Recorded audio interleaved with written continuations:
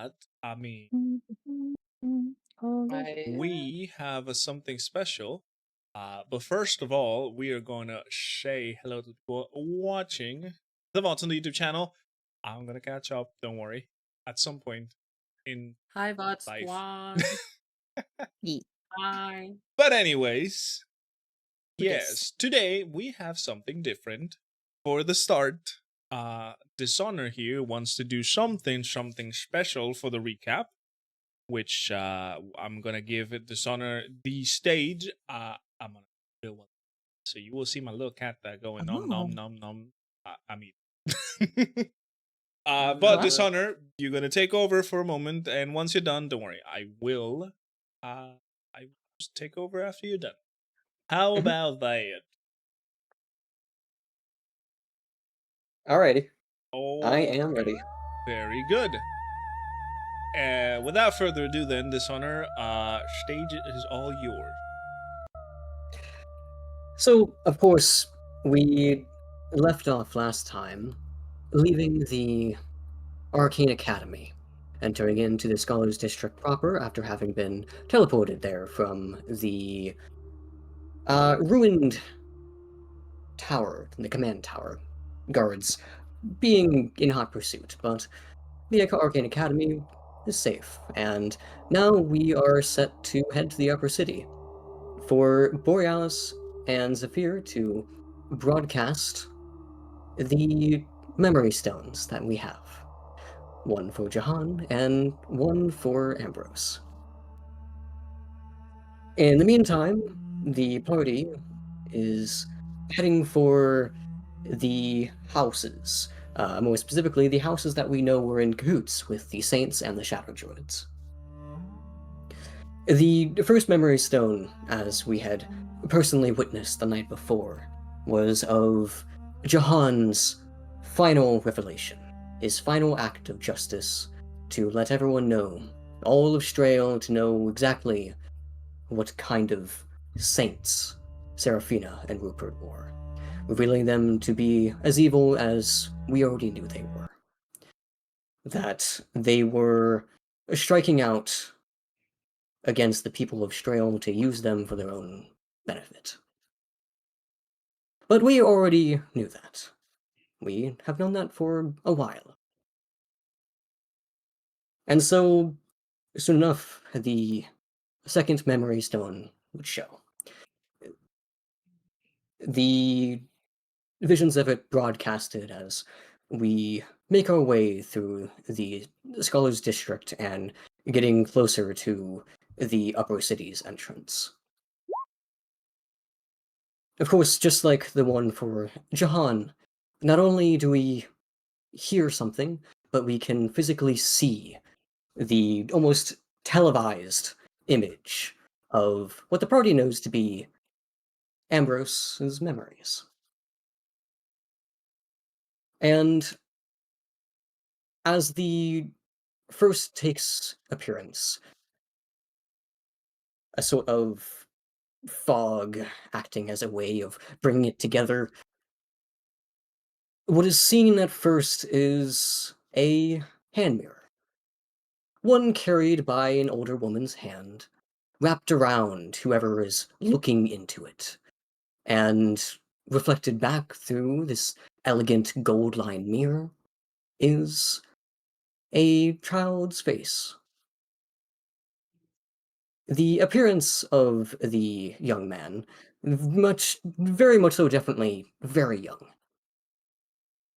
And yet, for the party, of course, they can recognize the stone-like appearance of him, the gray texture of his skin, the gold crack on his forehead.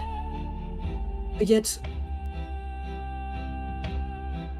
the visage that we see through the eyes of his own, looking into the mirror, behind him stands a woman, proud and crouched down behind, standing over him, one hand pressed deeply into his shoulder, the other one carrying the mirror itself. The only reason you can see is because the mirror shows both her and Ambrose's face.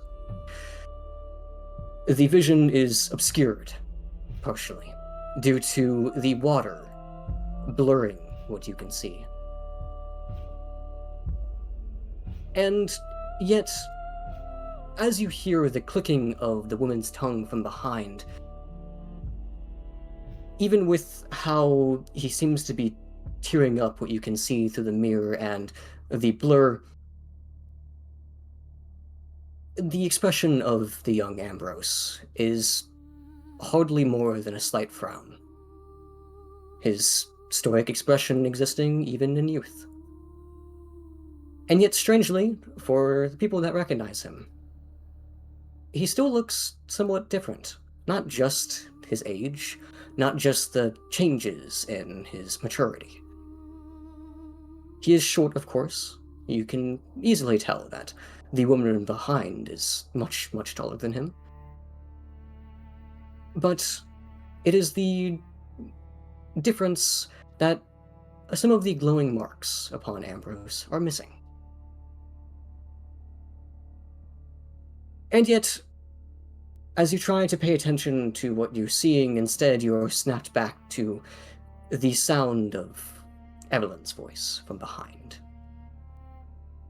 Not able to properly see her face, just the shift of her hand as Ambrose glances towards his right, looking at the hand pushing him down. The woman from behind is yelling at him, calling out his name and clicking her tongue, mentioning the wrongdoings that he has committed, stealing, mispronouncing Seraphina's name. Come now, what a vile crime that is.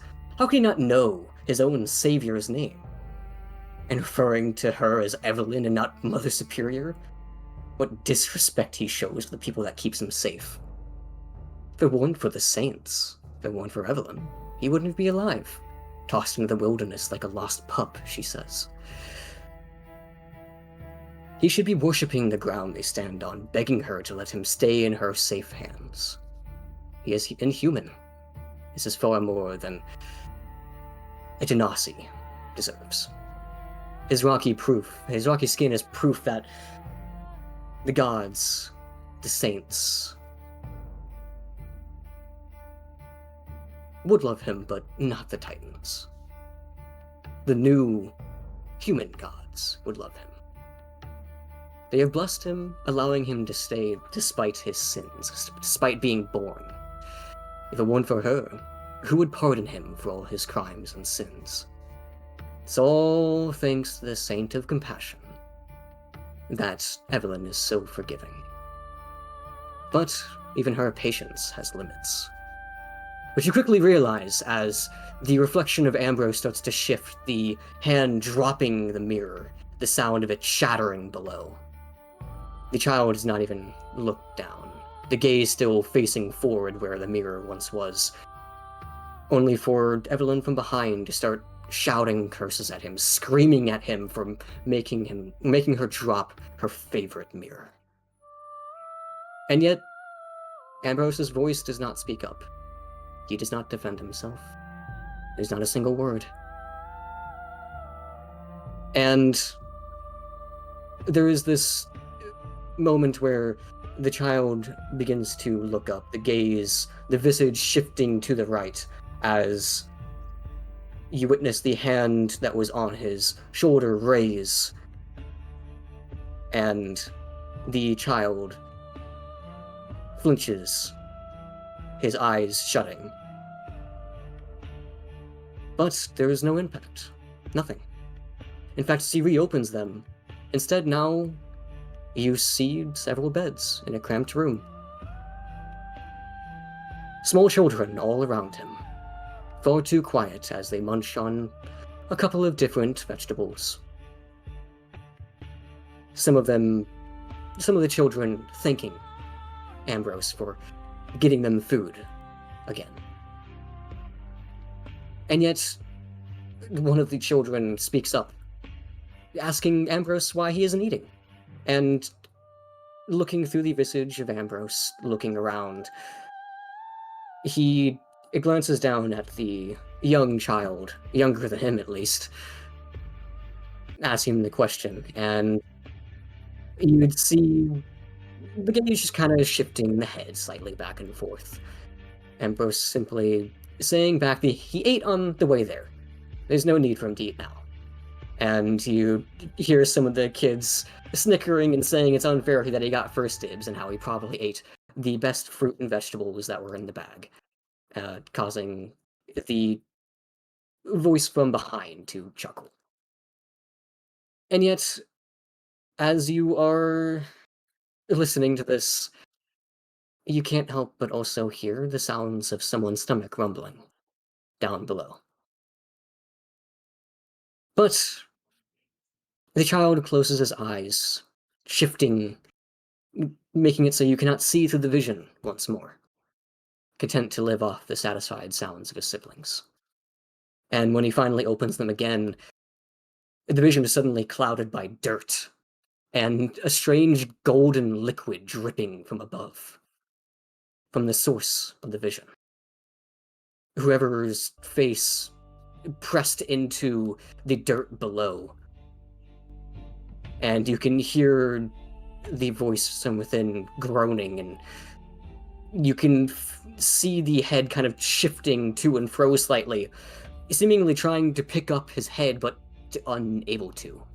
And eventually he looks to the side, seeing a small sack not too far by, his hand grasping for it. The gray skin of Ambrose, the cracks that dot his arm, they are dull. And yet as he tries to grasp for it, the sack is kicked, the sound of laughter up and above. And though it is ringing, it's hard to really hear, but you can kind of make out someone speaking, more than one. But you can't tell what they're saying. They're ringing in the ears of Ambrose enough to completely mar whatever voice he would have heard. But whoever it is, the metallic boot of someone kicking the sack, a dozen or so vegetables scattering along the ground, soon after stomping on a tomato. The vision continues to blur, struggling to even see what's in front of him. A gold color beginning to sink into your gaze of the surroundings, causing him to blink rapidly, watering and blurring everything. And yet, suddenly, a voice rings out, one that shatters that ringing in his ears, speaking about the hate and injustice, who would force a kid's head into the ground, who would stop a child from eating. Suddenly, the gaze that you're witnessing through is able to raise and look at the origin of this voice, refocusing on, well, a man fully covered head to toe in cloth, a sword longer than most that people have witnessed. However, for the party, and for those that have witnessed it, it is what the sword of Ambrose once looked like, before it was imbued with Vithius's blessing and Cheese blessing. And yet it looks no different than the day that you had met Ambrose. Draped along the man's shoulder, though you cannot see his expression, the face completely covered in a dark cloth, his entire body similarly so. This anger behind the man's voice was so apparent, you do not need to see the man's expression. And yet, even as the sword was draped along his shoulder, even as the man moved forward, walking near Ambrose, not once was the sword raised. And though the words are jumbled and hard to understand, somewhat distant, the sound of laughter kind of ringing in the ears once more, the only thing that you are looking at is the covered man. And as the vision blinks a couple of times, trying to get out that golden color from his eyes and the tears that are falling, again, the vision shifts. to the covered man from before, now sat beside. The gaze that you're able to witness looking down at his own arm, as you can plain as day see a golden color staining the bandages that the covered man is wrapping around. And as the child looks around him, you can see that it seems to be some manner of small diner, an exterior one meant to be eaten outside. And you can just hear the man speaking, telling him to eat his fill. Kids need food after all. And yet, the voice within, the somewhat childish, yet to be so rough and gruff voice of Ambrose, is refusing. He won't eat, not until his siblings have eaten first. And yet the man just kept on saying that there's no need to worry, you need food just like any other. And that he will bring food to his siblings too. And so eventually, after much back and forth, the child does eventually begin to eat. And though, as he does, it's obvious that there's tears rolling in the eyes, blurring it once more. And yet the entire time, all you can hear is the man talking and talking, speaking on and on and on about how strong Ambrose is. How impressive it is that he is feeding his brothers and sisters at the young age of 14. How, despite the fact that he is essentially doing all that an adult would, he knows nothing of the world, that he is the strongest and bravest that Strail has to offer.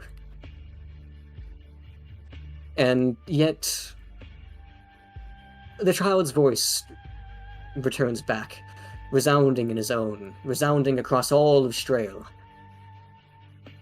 saying how impressive is it that he is betraying the good people of Strail who are just trying to feed themselves and work.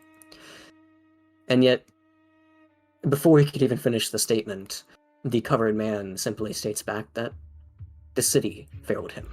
A proper home makes sure their children eat first, that they are safe and comforted, not injured for their desperation of food and shelter. Over and over and over, the stranger kept telling him how amazing he was at such a young age, debating any argument that Ambrose had. And so the child can only cry in return. And again, as the vision blurs, the child blinking over and over and over, the vision cuts. And as it begins to open again, staring at the visage of what all of Strail knows.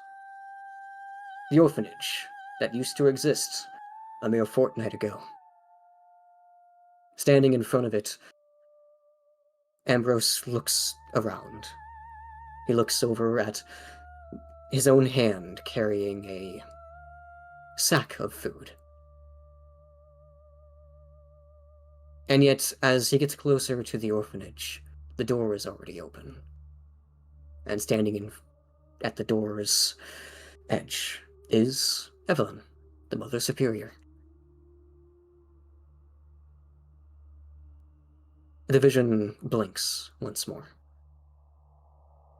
And instead now, everything around has been replaced with the inside of the orphanage. The dark atmosphere.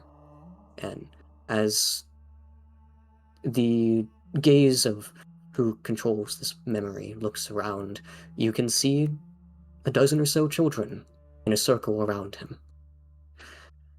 And directly in front of him is a large statue of Seraphina and Rupert. And beside him is the Mother Superior, Evelyn, looking down at him with annoyed expression, clicking her tongue, her hand resting on a cane. a golden color, staining whatever original texture it once had.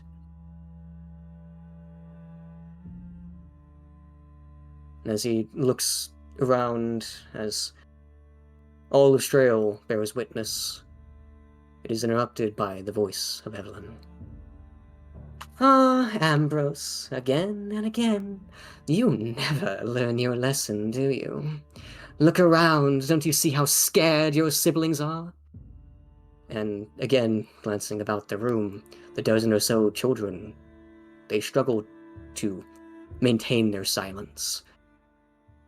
Tears staining their visage, running down their cheeks, and yet they do not dare make a peep. Always such a good example for the others. So sturdy, but someone needs a reminder to not steal. And the gaze looks between the Mother Superior and the sack of food that is sat somewhat nearby. The one that, according to the previous vision, was just recently purchased legally by who the party knows to be Viren. And looking up at the statue of Rupert and Seraphina, it's like their gazes are looking down at him. And though there is no pupils depicted, even to all of Strail, their icy glare continues. As Evelyn continues. Well, what needs to happen, my darlings? Does Ambrose deserve forgiveness for his sins? And still, silence dawns upon the room as the woman strikes the ground with a cane near the origin of the person you look through. And as the snap reveals around, it's not the response from Evelyn or the other children. No, it's the voice that belongs to the memory's owner, Ambrose's, pleading, begging her to hit him, to not take it out on the others. As long as she leaves them alone, he'll take any punishment that she gives him. And yet, as Ambrose pleads, tears forming in his eyes, blurring what you can see, staring up at the woman above him. What is witnessed instead is the wicked grin as she smiles down at him, dropping the cane, as from behind her, she removes a small little dagger, only saying, "Good," kneeling down in front of him. But Strail needs to be sure they can recognize a Genasi like you before he hurts someone. And perhaps next time, Ambrose, perhaps next time, I'll punish someone else in your stead, since you seem to never learn your lesson. And as the eyes close, the vision beginning to fade, with the real Ambrose, the one that is walking beside you, walking in front, not bothering to even look at the projections of what's being witnessed, growing ever closer to the upper city. He does not speak, he does not seem to even react. He just walks forward, carrying on. But whatever worry you currently have over Ambrose himself is focused back on the projection as they continue. Reopened to witness the covered man from before, him glancing back towards the source of this vision. The stranger carries his long sword on his shoulder. The Zweihander you're so used to seeing Ambrose carrying, motioning the child to follow him, to stay close to him, before latching onto his hand himself and guiding him. The streets of the lower district coming to form. Ones that perhaps even the heroes of Strail have seen before. Reaching towards one of the very many exits of Strail, guards stop the man, questioning him about why he is dragging an injured kid around, why he is dragging Evelyn's child around, that he belongs to the orphanage. And yet, the response that is given is not words. Only the swipe so fast, so strong, that you can hear the motion of the wind, of the sword that he is carrying, swipe down, and immediately cutting one of the spears that the guards are carrying in half, doing no injury to the man himself, only enough to force the man backward, as Viren looks behind and grabs on to Ambrose, pulling him forward despite Ambrose jumping for a moment. As if they were never carrying the spears originally, the guards can do nothing, as the free-gloved hand of Viren grabs Ambrose gently, pulling him from Strail, ferrying him off from the prison that the orphanage is. And as the blinking continues, the gaze looking back upon the gates of Strail, blinking, unsure of what he's even witnessing.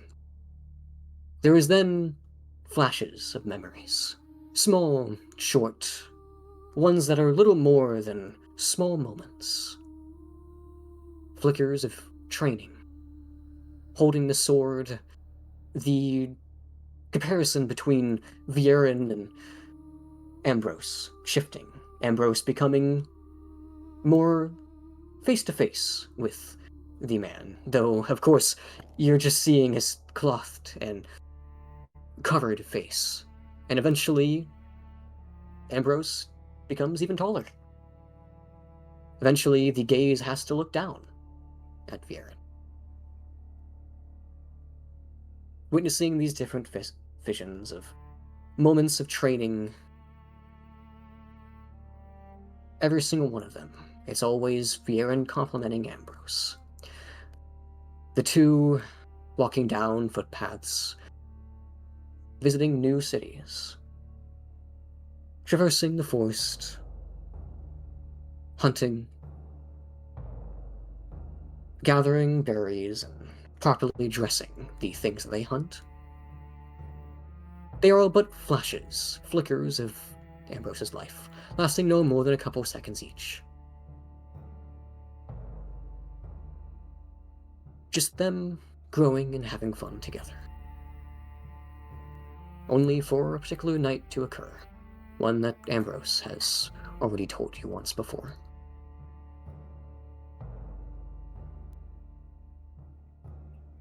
As this vision comes into view of a taller form of Ambrose, one that you're more akin to seeing, the large sword that you are so accustomed to seeing in Ambrose's hands now is being carried in his own, not Viren's.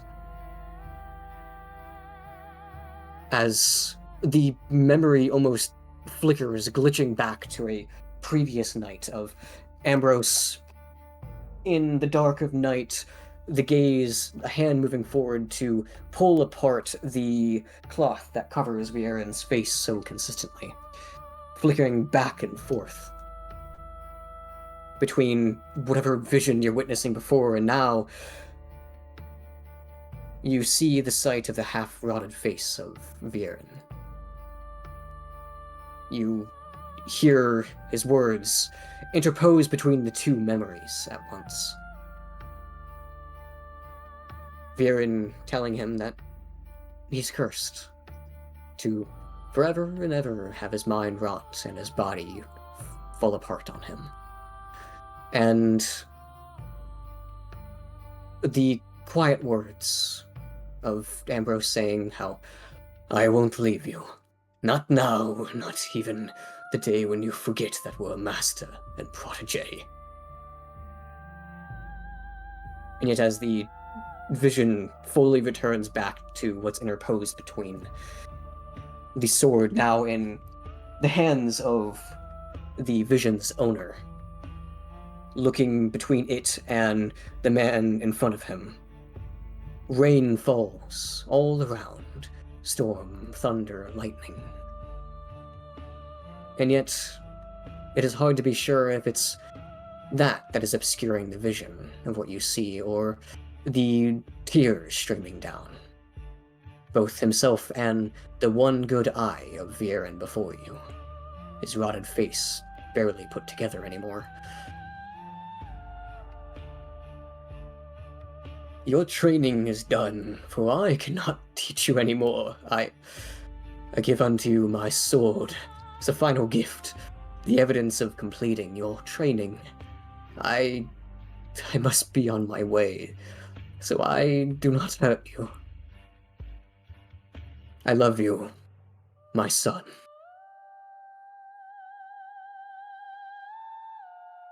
And there's no reaction from Ambrose. In fact, it's just him standing there, staring, him glancing between the sword and Viren as Viren begins to walk away. Rain flowing down all around, as eventually the rain takes his mentor, the two parting for once and for good. Only then does the body of Ambrose begin to shift, looking down at the sword as he falls to his knees, sobbing and failing to go after his father. He tries to rub away at the tears, removing them, but it's not enough. They just continue to fall. Or maybe it's the rain. It's hard to say. The vision begins to shift as both hands come to his face, trying to stop the tears from coming. As a new day has dawned.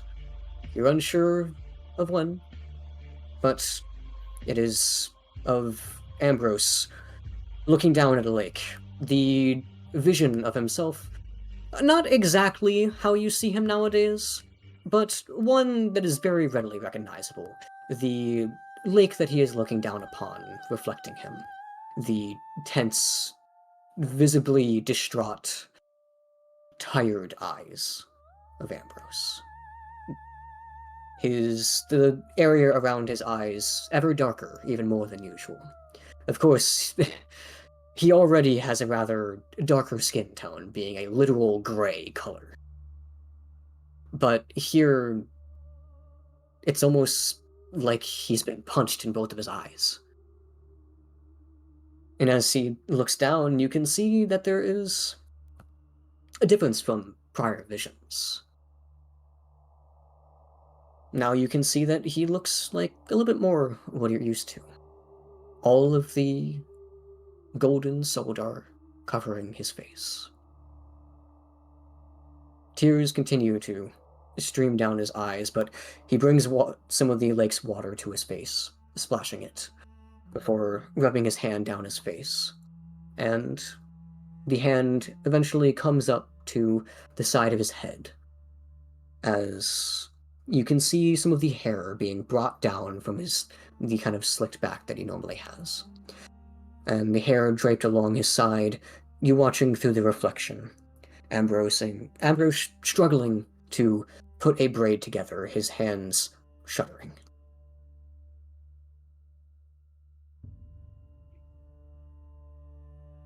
I will find you again. I won't let you suffer alone. I'm sorry. I'm sorry. And for several seconds, you just listen to Ambrose apologizing to his father.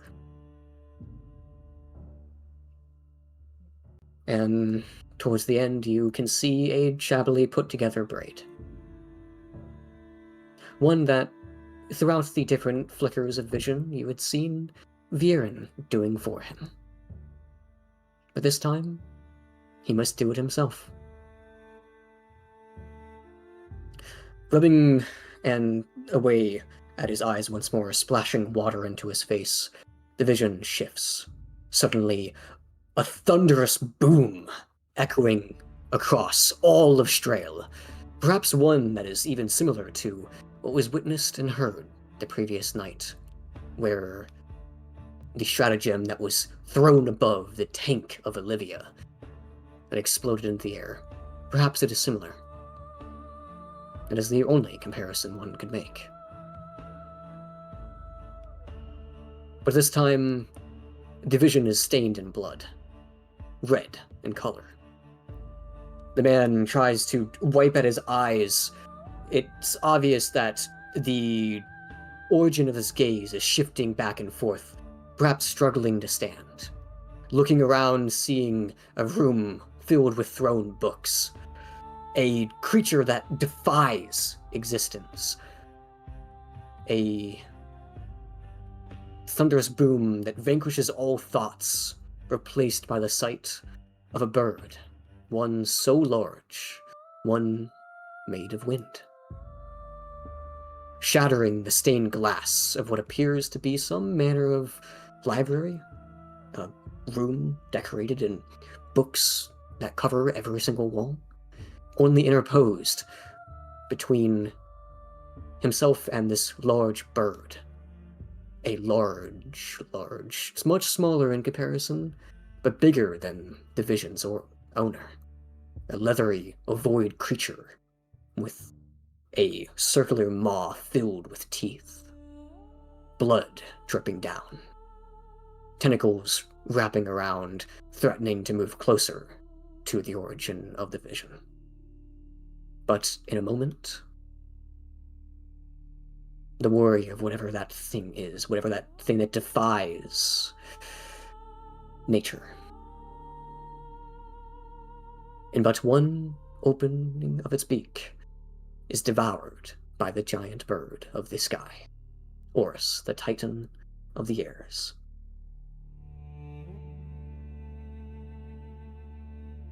And the party knows what happens next, despite it not being depicted in the vision. And then another. A huge cavern interrupted by the awe-inspiring image of a giant turtle. Darkness is all around interposed and allowing the vision's origin to see via opalescent crystals that glimmer even in this darkness.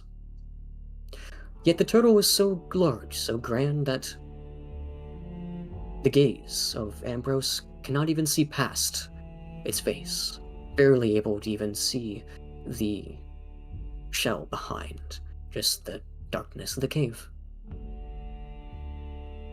The Titan of Life, his warmth shines even through the projected memories. The words ringing loudly all around. How Ambrose's life has never been easy, has it, my son? An orphan from memory first served you.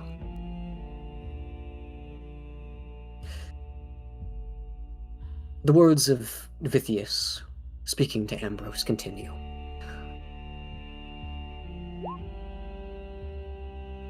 The voice coming from within the vision's own head. Ambrose begins to blink, struggling to even seemingly stand. And as he does, in a moment, the Titan's humongous head, larger than life itself, is suddenly directly in front, so close that it might even have caused some of Strail's denizens to jump in response. And though tears blur the vision's owners, tears streaming down his own self, glancing down between the maw, Vithius's mouth open, awaiting something, anything. The hands of Ambrose is shaking as he clutches onto the physical manifestation and memory that is his father. Clutching onto the hilt, clutching onto the sword itself. Slowly, with a shaky hand, he is bringing it closer and closer to Vithius before he drops it in her mouth and pulls away. And then the vision shifts. Ambrose struggling to even keep his eyes open. Incoming the events that happened more recently.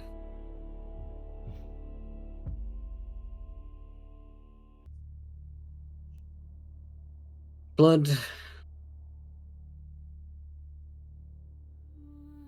is kind of something that you're going to used to with Ambrose. But it's not that is having this new vision stuck fast. Staring forward, there is the obvious visage of Evelyn and a couple of people walking forward, looking around, calling for a child. Their arms covered in the tattoos of druids. Well, shadow druids. And yet, Evelyn's eyes lock upon him and the party. The vision blinks a couple of times as the man looks down, and beside him, a child behind. Ambrose's hand covering him from being taken.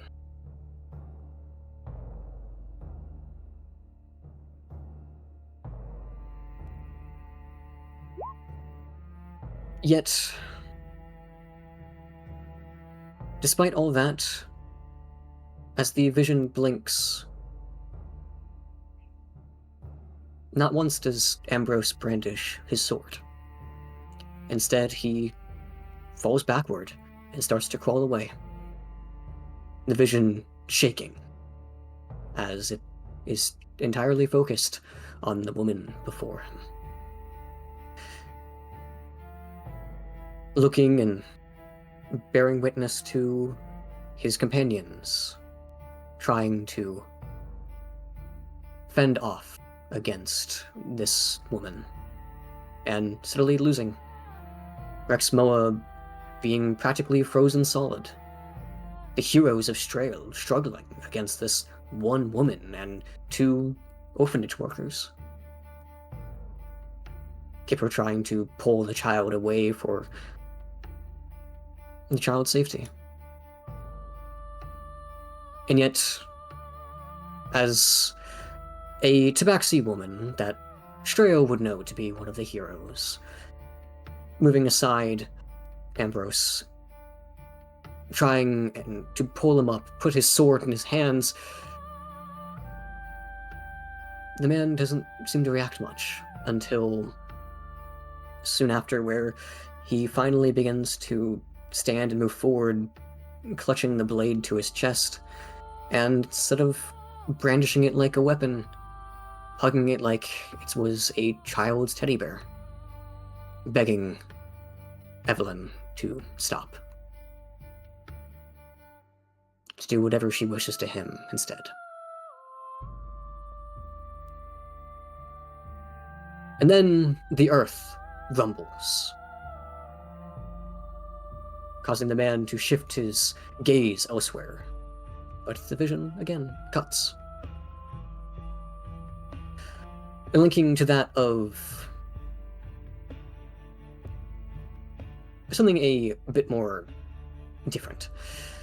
Still in Strail, of course, but now we are looking upon a certain morgue. One that the party is well acquainted with, of course.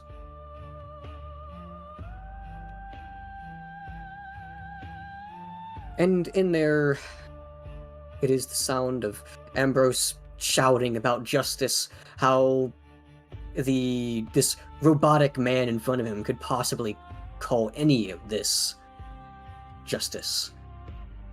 The two having a very minor debate in reality, the counselor of the saints, not saying much in return.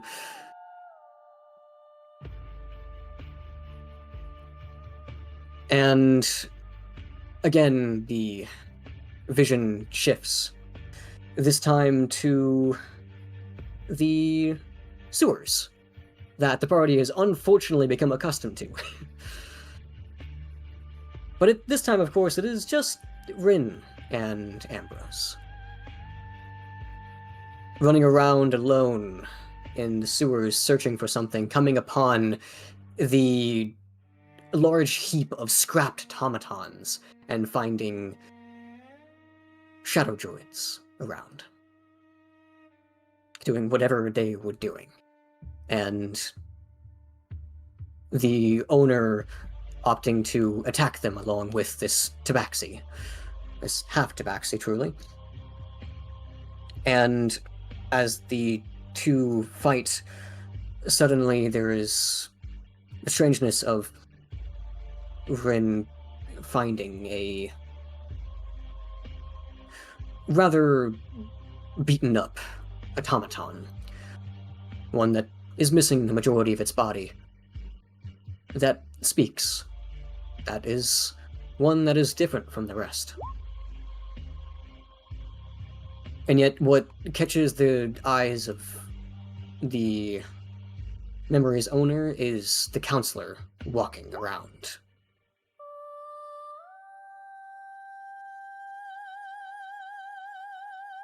The voice of Ambrose shouting at him, just like before, calling out to him that this is not justice, this is wrong, that the saints are taking advantage of the good people of Strael. But also that Ambrose speaks out against the counselor, saying that he does not believe that he is a perpetrator, but rather a victim as well.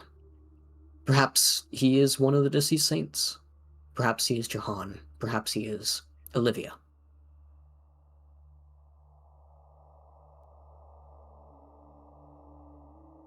That as the paladin of Vithius, that even though he may have committed wrongdoings now, he will help him regardless, in order to save a victim. That is what a follower of Vithius does.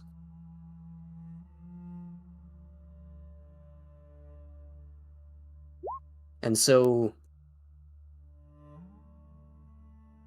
the counselor manages to convince the origin of the vision to let him and the other people go. And so he does, relinquishing them. But before the counselor leaves, leaving behind a schematic, a piece of paper that the party would surely recognize, as well as House Trishul.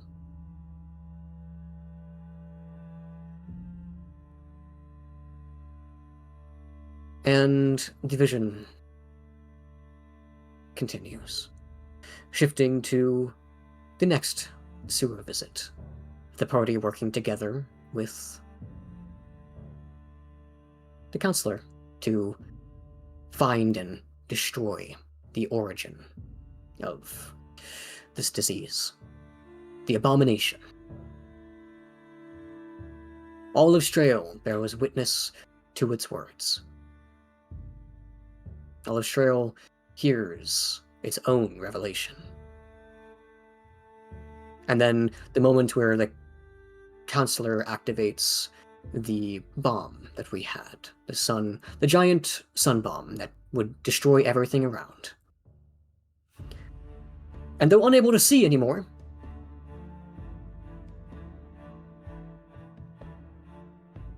the sound of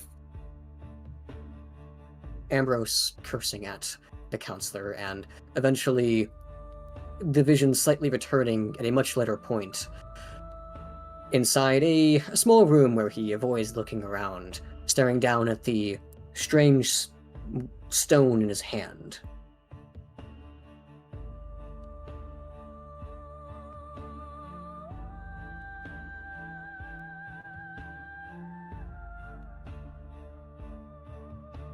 And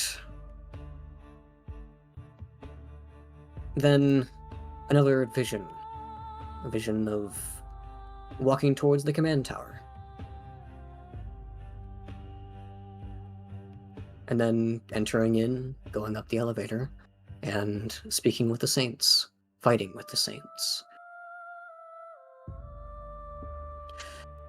Of Jahan's final act of freedom.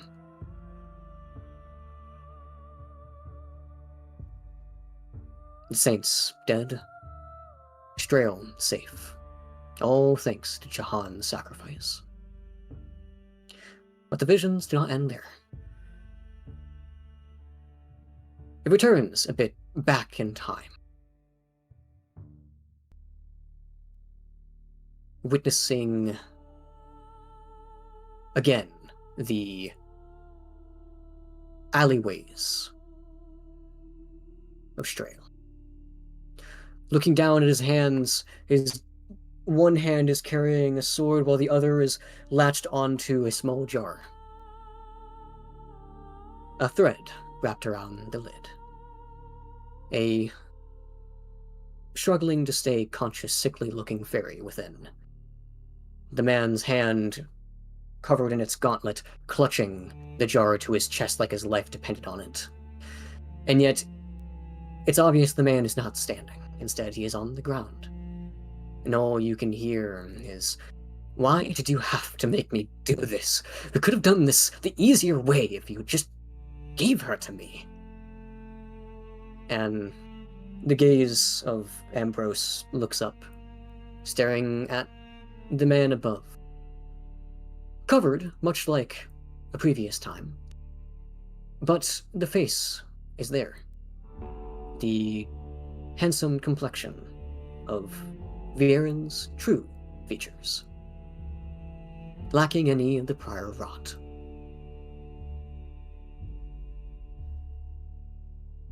Made to watch as the man pulls out a object from underneath his cloak, the strange tarred effigy. A portal appeared, the Mother Superior walking through it. Before she simply says to be a dear and to hand over the jar. And so Ambrose stands and hands over the jar, his vision clouding with tears, as both the woman and the man begin to leave. Viren's final words saying to go back where it all started.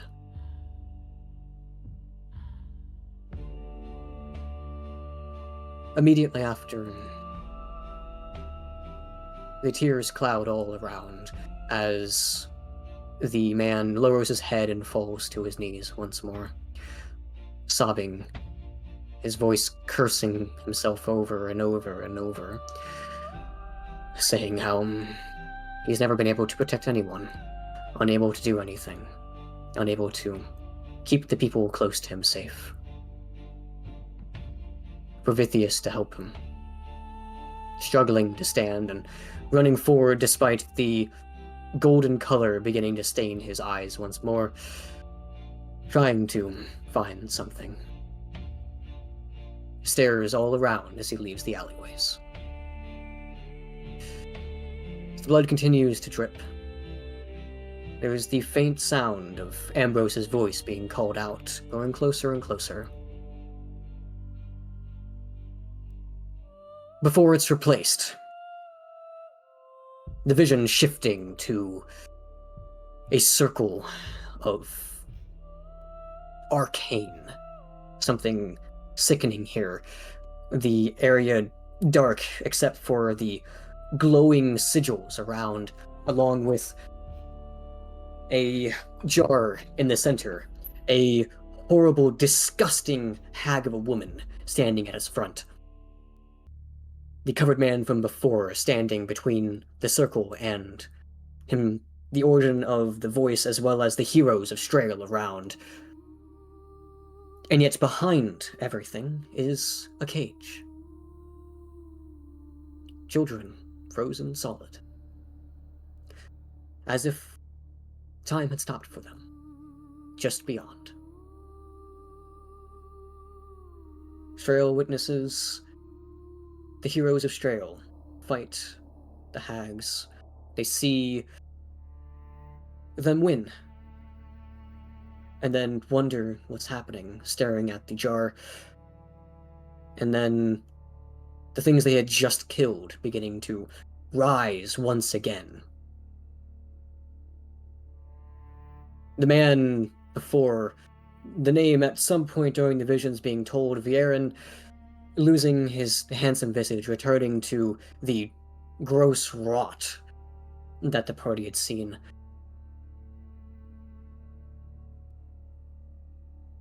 The largest of the creatures, the vision had shown Ambrose cutting the head, decapitating it right off. And yet, it doesn't even seem like it's injured anymore. And soon after, something horrid comes from behind. A large, grotesque, disfigured monster. One that the heroes of Strail at least recognize as being the malignant form of Evelyn. And yet, even as the group is slowly being overwhelmed, a strange call beckons, causing the mysterious winds and the life of Earth itself all around, similar to the thunderous boom that was heard upon the site of Orus. All around the monstrosities, the hags, are tossed asunder as the jar begins to emit a light, smothering all around, many barely even able to stand, as a smokescreen blinds everyone, before the glowing figure of the fairy that was in the jar just moments before, now standing tall, taller than before, now still towering at a similar height to the Harengon hero, Kipper, and soon becoming even taller. The visions begin to turn runny, tears momentarily blocking the vision before it's wiped away quickly, and the fight continues. And as the vision blinks in and out, soon the victory of the heroes against the hags are witnessed, and the party pulling the children out of the cages, no longer in the stasis they were.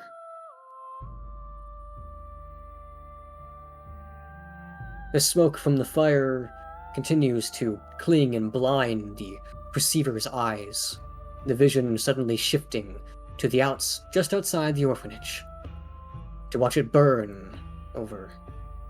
And yet, the gaze of Ambrose only is a glance, as instead the focus lies entirely on the cloaked man, his mentor, decaying in his hands.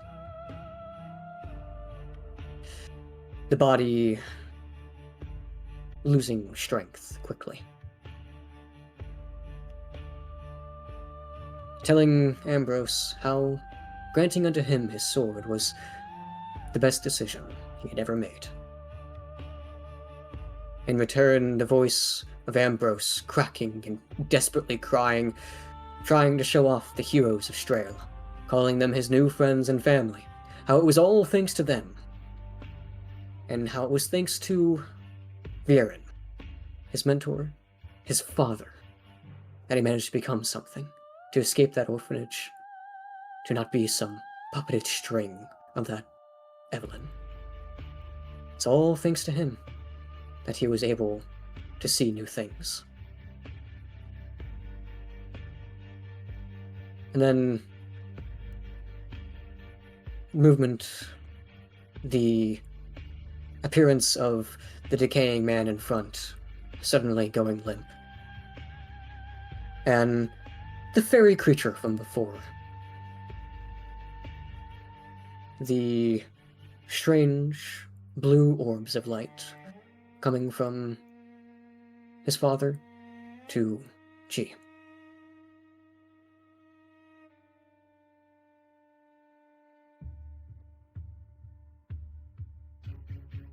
And Then the vision begins to cut, returning to see the registry of the orphanage, of the proof of sale of the children that were there. Visions of Thrail and the Shadow Druids.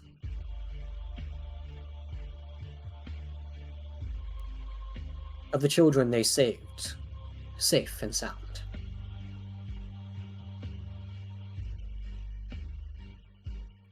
And then the vision turns to that of a small inn. A tabaxi standing alone before the tabaxi is threatened by a couple of ne'er-do-wells.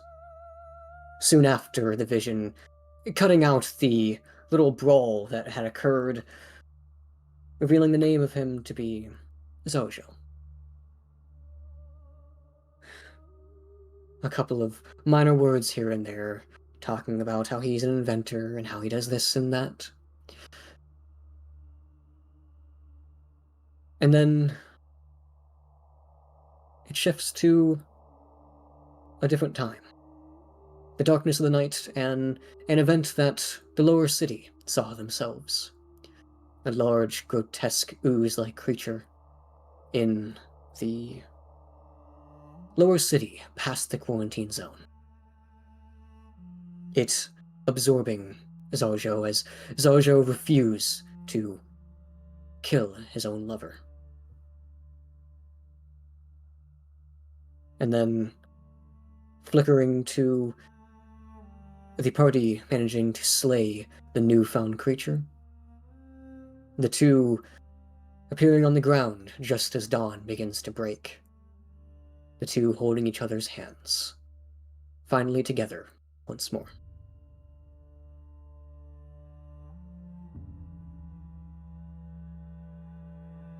The vision begins to fade, only to open to the sight of a gauntlet wrapped around a small stone in his hand. A sword lying flat on the lap beneath. One that, of course, belongs to Ambrose. The heroes of Strail, his gaze staring down at the own reflection in the blade. Now, a green stone replacing the pommel, and a difference of she's hair wrapped around the hilt. As the reflection of Ambrose is there again, you see that it is the appearance of Ambrose that his friends, his family, his allies, and Strail have come to know. There are tears streaming down his eyes. The glowing soldar, gold in color, normally weak and thin, pulsating dully. Tears drip from the eyes onto the blades, brilliant length. Forgive me, my brothers and my sisters, for being so late, for being happy, far away from Strail while you suffered. I'm sorry that I abandoned you, that I was weak, unable to do the minimum the eldest should do, keeping his loved ones safe. And yet, as the tears stream, there's a moment where he brings his hand to his face, covering his vision momentarily, wiping at the tears beginning to blur. And the hero of Strail's glowing lines along his stony skin begin to pulsate more rapidly, beginning to burn, to turn into a molten orange. But Evelyn is gone, burnt with that desecrated orphanage. The saints have been removed, the physical embodiment of their hold on Straeum collapsed. The Shadow Druid's lord is no more. His followers soon to follow.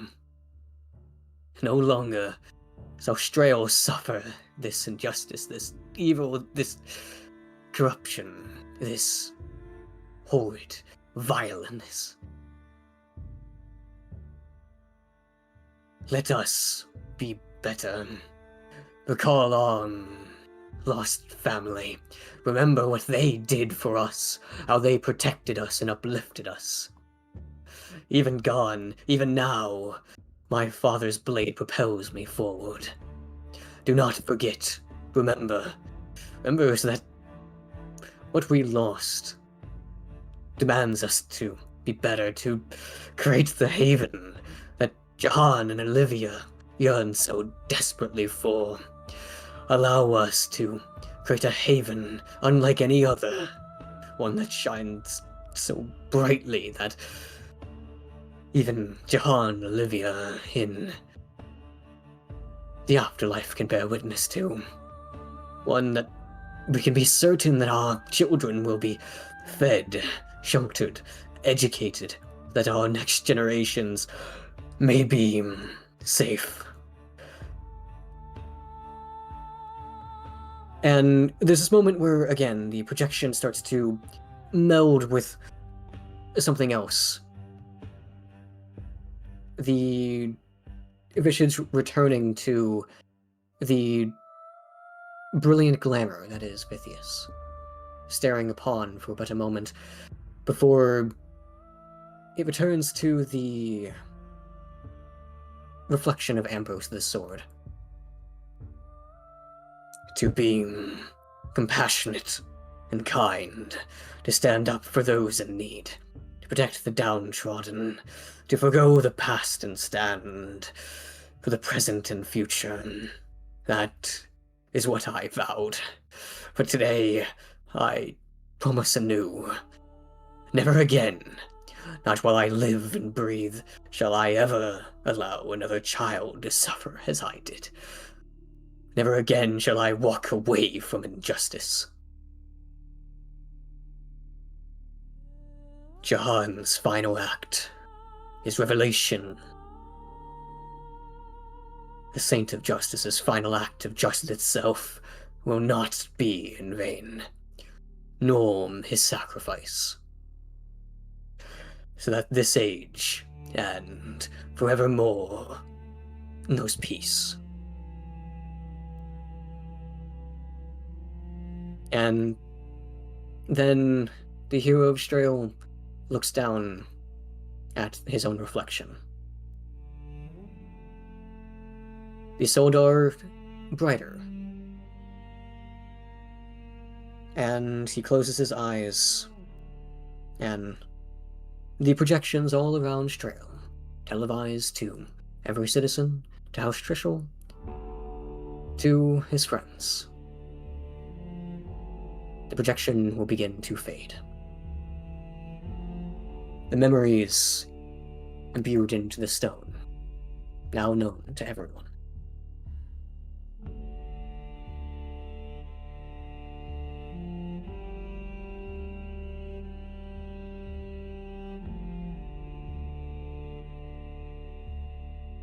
Very, very.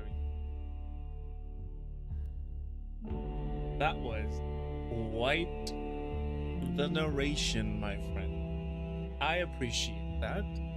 Thank you. Thank you for giving me the opportunity. Oh, hell yeah, dude. Of course. Whoever has that big of a thing to do about this campaign, I mean, deserves it 100%. So, today is another day of the rest of the lives of the people in Port Strael. But there is a change already. We know from the heroes' past deed that, of course, the evil saints of Fort Strail were defeated. Their legacy completely destroyed by the help of one of the noble houses and, of course, the party of heroes.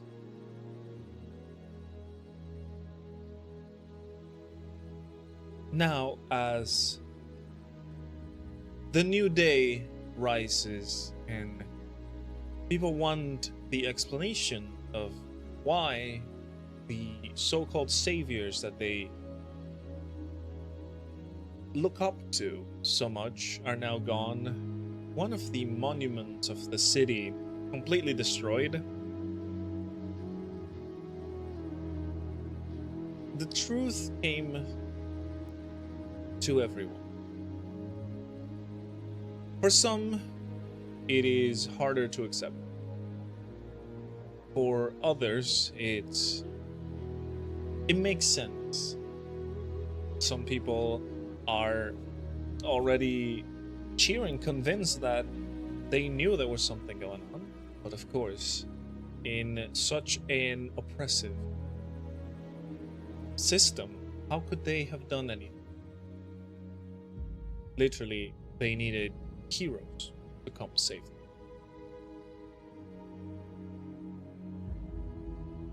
The most interesting part is that, of course, one of the heroes that truly saved them was the one who they didn't expect.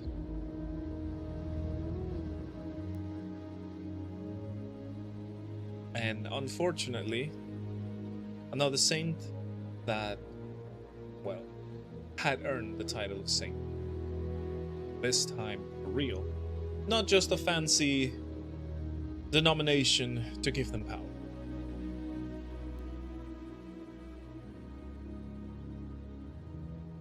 Now he's long gone. But the city remains. The heroes and, of course, the people who are trying to make a difference now are trying to set things right. You, the party, was pretty much tasked with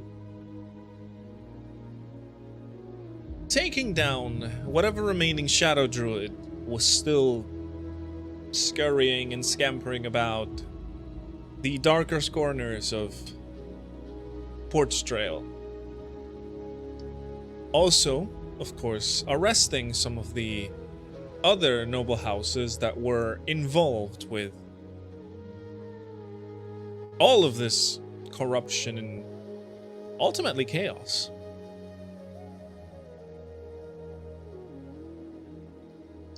And so, with the help of not only House Trishul, but now the faith of people, you guys are able to reach the place where these noble houses reside. One of them fancier manors of the upper city. Of course, people now seeing you in a different light, people respecting you, some cheering you on, others, they stay quiet, but you can tell that they support. Even though, well, this has been shocking news, they're still with you. Now that everything has come to the eyes of the people, even in this noble house that is closed and completely separated, there is a small mob of citizens that are banging on the doors, throwing objects into it, demanding justice. Of course, the place is surrounded. You don't see anybody trying to escape. As a matter of fact, what you can see are the scared servitude that house. Some of them have rebelled and are also trying to do things from the inside. Others are simply trying to wait for all of this to happen and hope they're safe after all of that. As you, the heroes, and the guard of House Trishul arrive, the people stop with their chanting, their rowdy behavior, and they just let you through. Everything quieting down. Not only that, but the doors of this manor opened. Before it used to be closed, so the instigators will have to climb up whatever fence they could, or, you know, help each other to get through. The door opens to you. You're able to walk inside, literally no resistance. Doors are opened. And as you stand on inside, you see the two members that were accused. Of course, the remaining two noble houses of Port Strail that were involved. Dusan of House Aaron, sitting in the stairway of his manor, glass of some drink in hand, really not stressing about anything, while his companion of House Alabaster is pretty much freaking out, but he's also not doing it. As you arrive, the man drops to his knees. House Alabaster. Did I give him a name? I don't think I actually gave him a name. I'm gonna be honest with you guys. I don't think if you. I don't think I did actually. Actually. Did I? I don't remember. I actually don't remember his name. This is awful for me to say at this moment, but I do not remember his name. But anyways, that man drops to his knees and starts pleading that, of course, he didn't know what he was doing. Multiple excuses for, you know, just to cover up. While the tiefling sitting on the stairway just remains calm, accepting the fate that is coming. Of course, as the doors are open and people start going inside, the guards of House Trishul, of course, take the man into custody and restrain him. We didn't give him one. I'm pretty sure I didn't give him. It was just gonna be like a random. But anyways, we referred to him as Alabaster every single time in my notes. So yeah, I don't remember giving him one. Anyways, restraining him because, well, besides the whole arrest thing, people who were entering the manor would definitely tear him down. And while it would be nice to finish these people immediately, their punishment cannot be that simple. Same with the tiefling in House Aaron. He voluntarily stands up and gets himself arrested. Some of the robotic police, we'll call them, from Port Strail, escort them out while, you know, dispersing the population as they are taken out of their houses. Some of the other people are assuring the servitude that, you know, it's fine, nobody's gonna do nothing to them. Everybody, like, that's not their fault.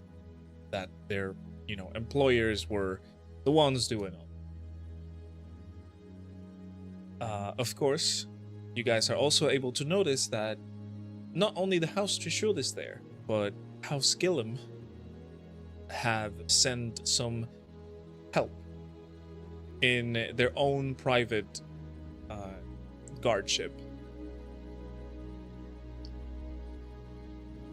House Gillum is an interesting one. You know from House Trishul that House Gillum isn't really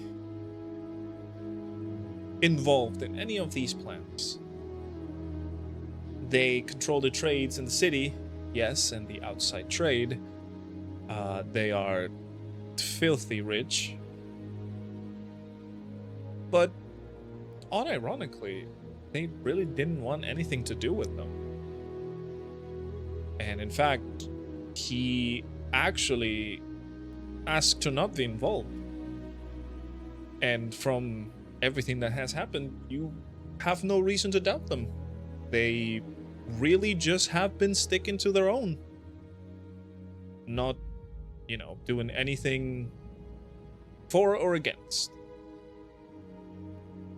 But now, it is nice to see that they are showing support towards a good cause. Even though they could have done something perhaps before, but maybe due to pressure or the, late saints themselves pressing them, or whatever reason they may have had, they didn't do much. But now, with the only two remaining houses, being Trishul and Gillum, they needed to support each other. And that they did. Of course, House Thrail was also searched.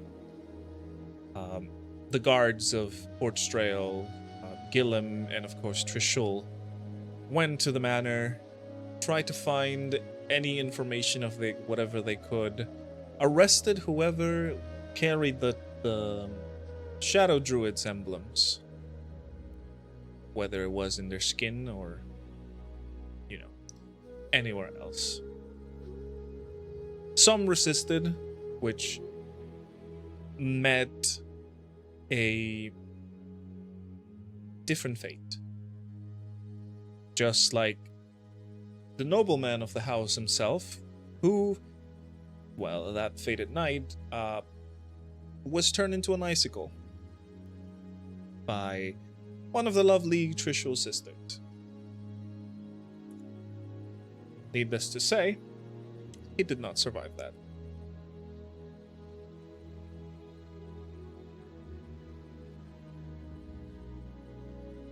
And the day was spent with the party and the noble house's aid, finding and taking out whatever traces of these awful people, the Shadow Druids, and of course whoever were trying to join the late saints or oppose this new era of peace and tranquility in Port Strail. It was a long and arduous day. All of you would have been definitely tired from all of this. Yet, you kept going. You knew that, well, justice deserved to be shown. Because of that one saint that, in the end, became the hero that he was always wanting.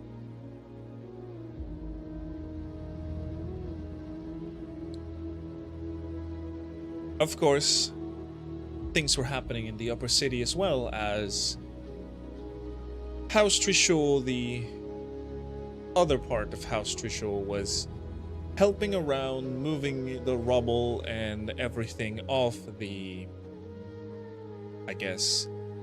destruction of the command tower, trying to see if there was something to salvage, anything that could lead them to more information, perhaps. Of course, trying to save the late Saint Olivia.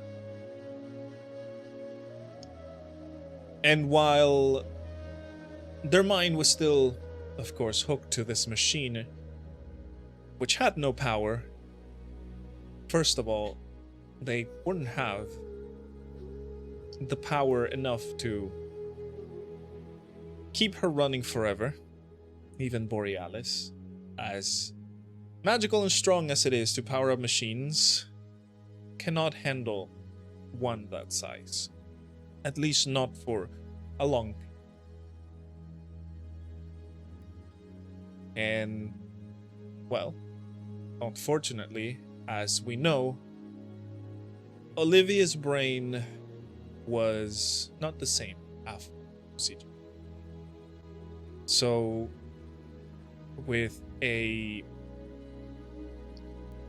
harsh and almost, well, not almost, sad moment, the sisters decided to just let Olivia rest. She had already endured enough torture. The machine, of course, would be scrapped. No such thing should exist, even if it was probably a marvel of technology. Whatever they could find on their own rituals or any information relating to what they have done, or maybe whereabouts of more of their ilk hidden in other parts of the world, that would be used in future times. Everything would be returned, cleaned, and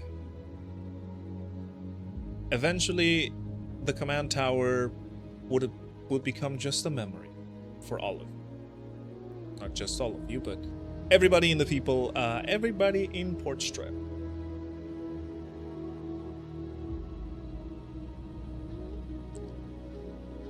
Now, there was another issue to discuss, which the houses are definitely anxious about. Now that the Saints are gone, unfortunately, Portstrell has no ruler. And since the Saints thought, well, there is no one else fit to continue our rule, they have not had anybody else who would step up. So now the houses are deciding on what to do. After all, besides the Saint, they were somewhat in authority.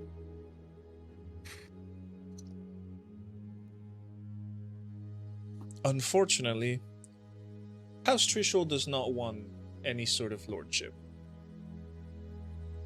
The two Dragonborn sisters are already busy enough with what has to be done, not only in terms of directing the people of Portstrell, helping those said people, and of course there is the Arcane Academy and all the services that they've been bringing. So the two Dragonborn sisters rejected the offer of lordship. House Gillum was hesitant, but they say they would think about it. And if not, or perhaps somebody else should take the lead. But that is to be decided in a very near future. For now, the people need time to process and time to heal. And that is what they're going to do. As for you, the party of heroes, after a full day of going around, chasing people, fighting off interlopers, and reinstating justice to Portstrail, you're tired. Do you guys have any preference or of where you want to stay? You guys, of course, are always welcome in House Trishul. There are most likely a lot of inns all over the town. Or perhaps if you want to go for something more adequate or, I guess, comfortable? No, that wouldn't fit. I don't know what the word would be. Modest, I think, maybe. There's always the inn that you stayed at the first time that you arrived. The Plain Dagger. The Plain Dagger, exactly. And Of course. Looks at this and like, what the? Who the fuck are you guys? Legitimately, came out of fucking nowhere, stayed at my place for a few days, disappeared, and now the fucking Saints are dead. What the hell have you guys been up to? Not to mention, that is it. I'm actually very excited for that. Not to mention, you guys did actually cause a fight and broke a few tables and chairs. Hey, I paid for them. You did pay for them, yes. Plus some, honestly. you definitely did. But yeah, what is your choice of accommodations? I will give you this. You are treated as the heroes everywhere. There is no place that will refuse you being there. Nor is there another place that would charge you from being there.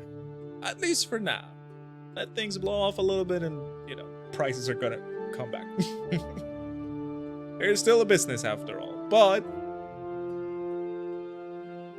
for now, what is your plan?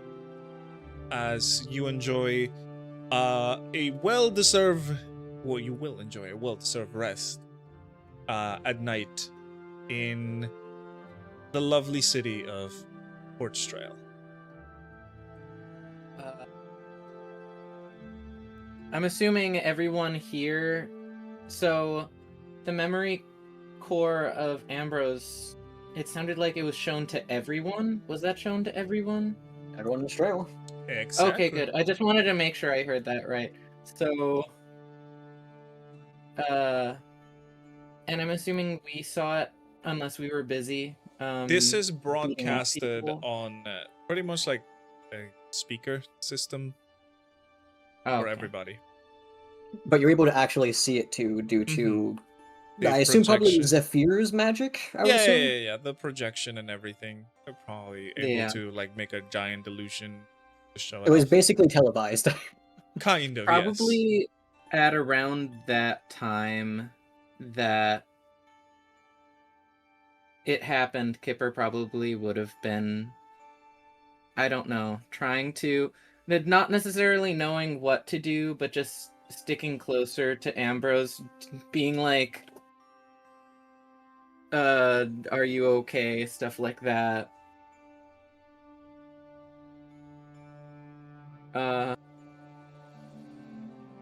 So probably Kipper again would just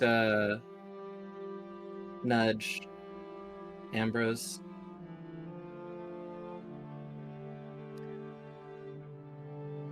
So, how are you feeling?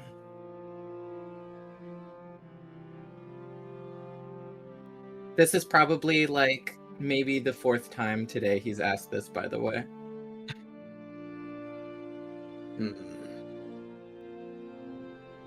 How does one feel when someone's inside their head?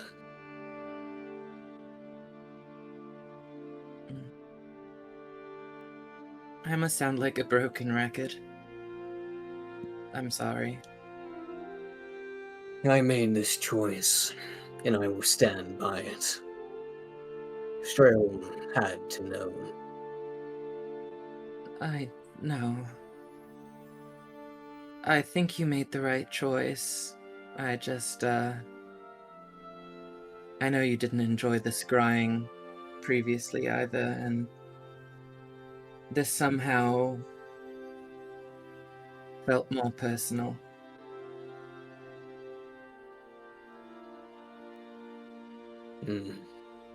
Do you understand now why I do not like having my memories tampered with? I think I understood before this, but this just cemented it. I will say it is a generally accepted thing. I don't think I would have put it against you if you had said that to me. I don't like hands in my brain either.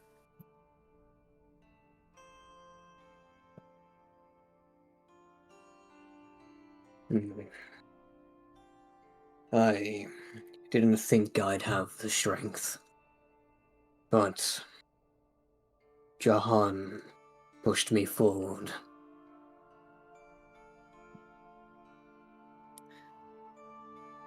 He didn't care that we weren't particularly nice to him, and neither were the saints, and yet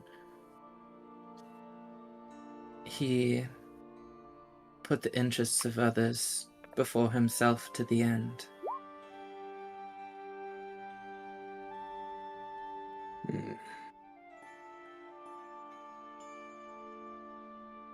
I wish we were kinder.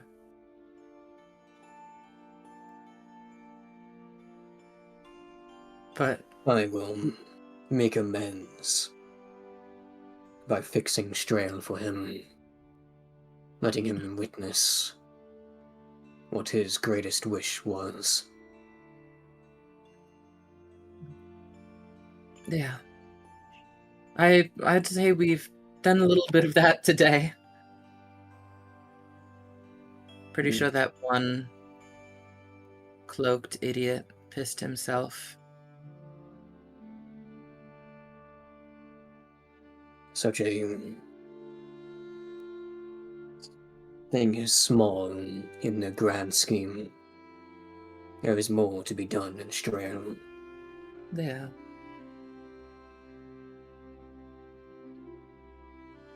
I don't think the work will ever be finished, but it'll be good. Or at least better at some point.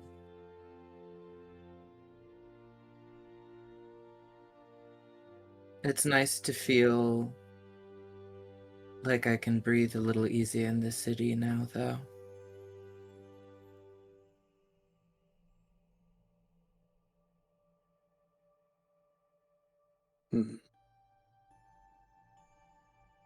Not yet. There is much to be done, much more to go through. I will not hang my sword for another again.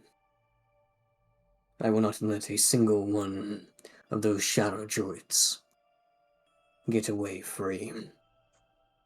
They shall either die by my sword, or they will rot in prison. I would hope that you all agree with me now. I do. I'm wondering if...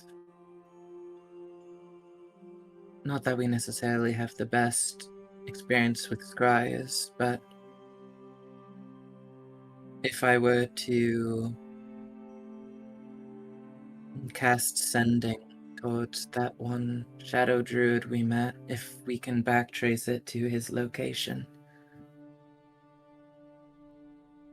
I don't know if that's a thing that can be done. I'm just speaking aloud. Couldn't tell you, but I don't think there's much merit. That druid is likely long since dead.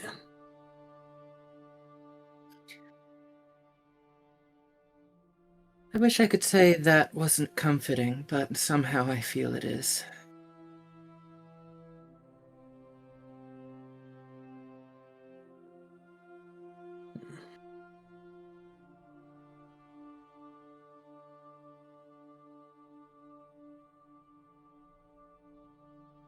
Rin would speak up, which, by the way, Rin's been joining you the whole time, so you're all kind of chilling. Yeah, I mean, the entire party is together with, I assume currently at this specific moment, Rin and Echoes. Yeah. Rin speaks up and she says, probably, yeah. Why the fuck would they keep him alive after he opened his mouth? Well, I mean, it depends if he escaped. I don't know. Anything's possible. I didn't used to think giant turtles existed under the mountains, and here we are.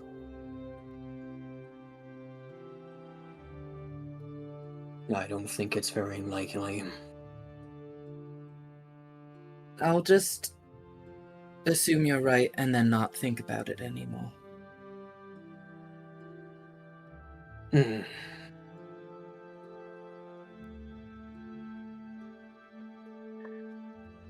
I'll let Greeny type what she's saying, but I'm going to say might change topics. Rin scoffs a little at this and she says, you have too much sympathy for that man. I really don't. Honestly. I was more afraid that he exists out there in the world, one loose end to the Shadow Druids. I don't know. Then what was the point in sparing him, if you believe that he is as evil as I imagined?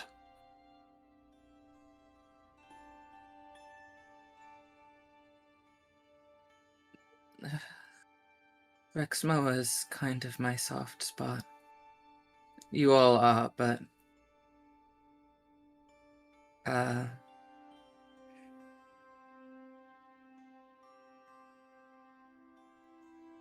don't know. Rin says, there are many shadow druids. We can't take them all out. But at least from Strail, they'll be gone.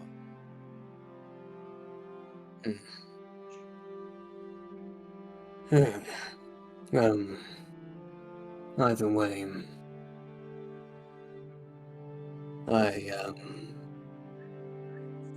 sorry that you had to witness my childhood. No. I'm happy I could understand you a bit more. It just adds subtext, I guess. You can kind of see that my hand goes to my face for a few moments, just kind of running along the symmetrical lines under my eyes.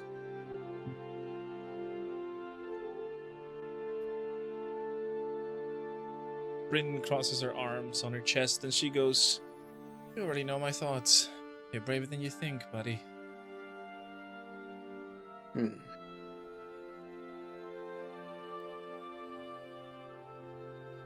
was an opportunity only I had.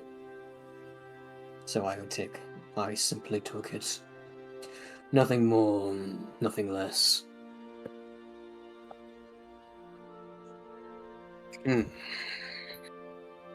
Still, I would want to make this clear. I am not the product of Evelyn. I am Viren's son, and his son alone. I don't think I could have ever seen that. I think from that memory, I could tell the foundation of you was laid from the start. Despite everything that happened, and Viren was just able to help you bloom a little bit.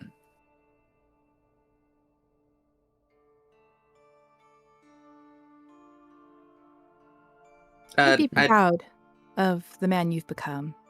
So don't feel ashamed or anything or have any regrets of whatever we witnessed. You lived a pretty honorable life, so be proud of that much. Even though you had the unfortunate Evelyn here and there.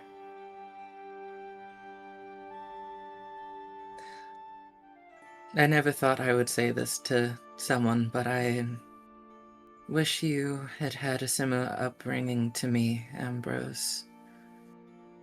I mean, I didn't necessarily have parents, but a family's good enough. Well, I have mother and father, so if you wanna come over for dinner, pretty sure they'd be happy to have everybody. So, family dinners, just saying.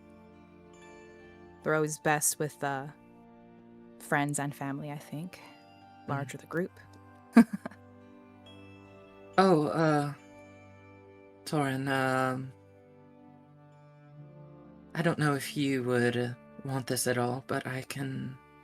If you ever have a message for Galarian, I'm able to forward it for you. I did write him a letter earlier, a while back. I was meaning to go to the post office, actually, and see if maybe something came up. I would think that Port Strail's postal services would be the most advanced out of the kingdoms, but honestly, seeing how disarray the city has been, I'm not entirely sure. Right. That being said, wouldn't hurt to try. Haven't heard from him in a while. Yeah.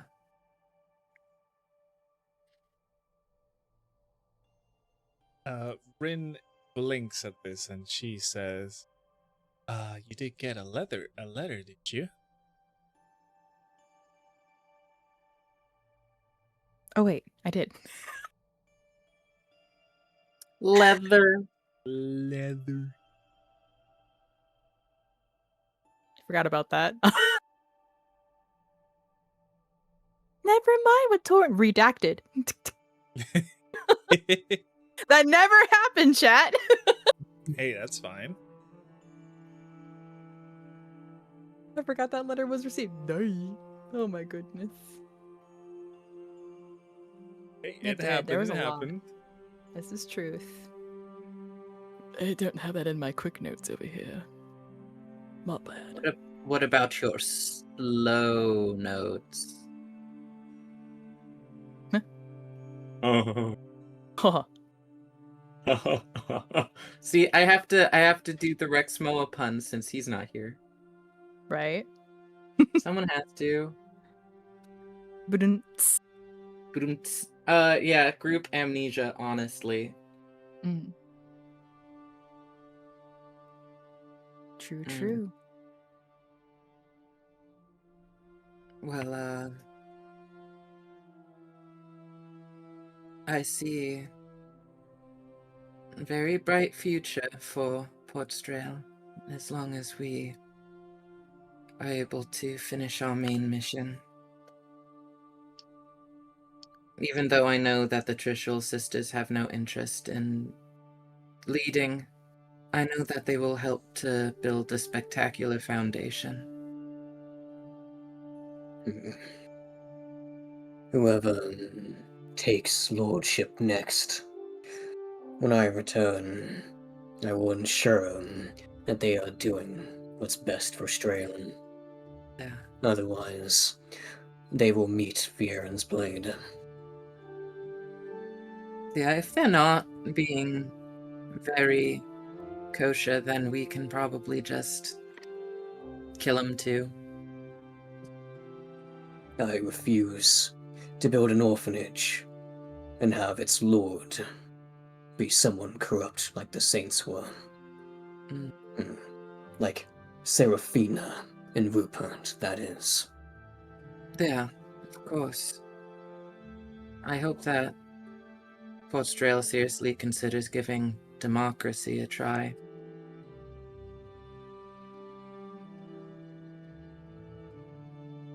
Or we could just have Percival take over everything. I think Percival should be president. What's a president? What is a president? Prime Minister. Wait. A new president. precedent has been... there's no precedent for this. What? This is why Villa does the jokes and I don't do them. I just Also, say cursed Rin- things. Rin stated a couple of things. Yes, I was about to read. Rin nods and she says, "Me and Echo's got this. We ain't letting any of the bullshit run anymore." Hmm. And I'm sure many of the people in Port Strel are going to keep their eyes open for the future candidates that they choose to lead their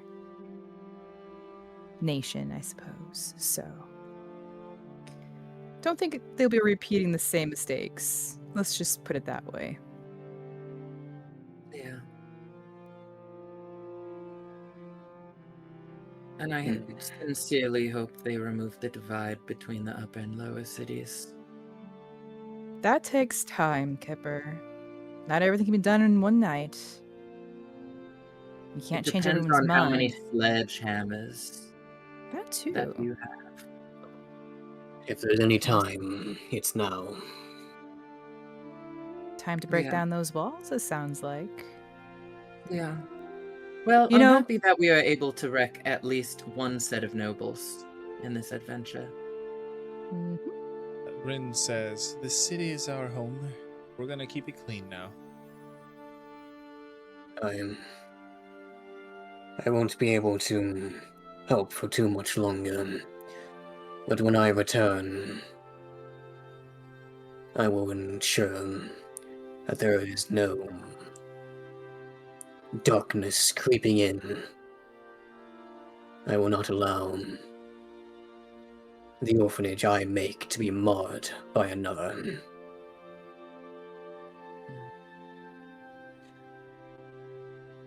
No. And of course... Oh, sorry. You go. You go. No, you go. No, you. No, you. Reverse Uno card, you. He's gonna forget what he wanted to say. That's why I said go. Just do it. You're so correct, because I did. Oh boy. Ringo. Rin going. She smiles at Ambrose and she goes, "Oh, don't you worry. I'll be gathering kids and keeping them safe until you're back." Kipper, looks up to Rin. Well, actually, I guess only marginally up, because Rin is also short, but Kipper's a little bit shorter. And Kipper would go, okay, maybe eye level. Just two shorties. Just two Yeah, if I recall, you guys were either the exact same size or one of you was slightly taller. Oh, Yeah, I but think you you know guys are what? the Kipper's exact same size. ears probably make my height taller. So I'm probably, if you put my ears down, I'm probably shorter.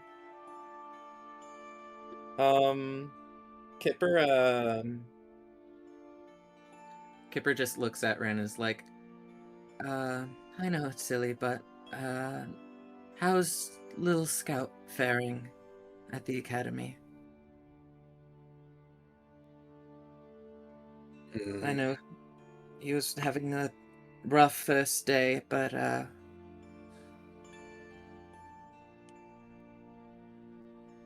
On that topic, I would like to return to the Arcane Academy and check up on the kids that we protected from the Saints.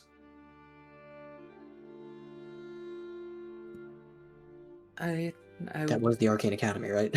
That's what they did. They went there, yeah? Okay. Yes. I was thinking the same thing. The ones that we just saved and the ones that we previously saved. I feel like this has been a very long week.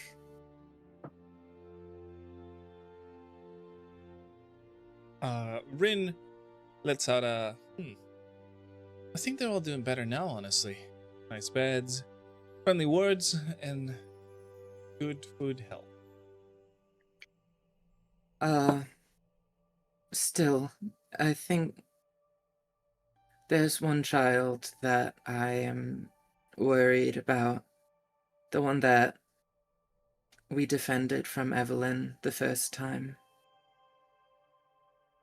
Considering the amount of shadow druids that exist in this area, especially at the time, I feel as if he may have been scooped up. I just want to see if he's okay. If he happened to turn up with the ones that we just saved from the tower. Taurin just saved from the tower, specifically. We saved. It's a group effort. I just got them out of the weird tanks they were in.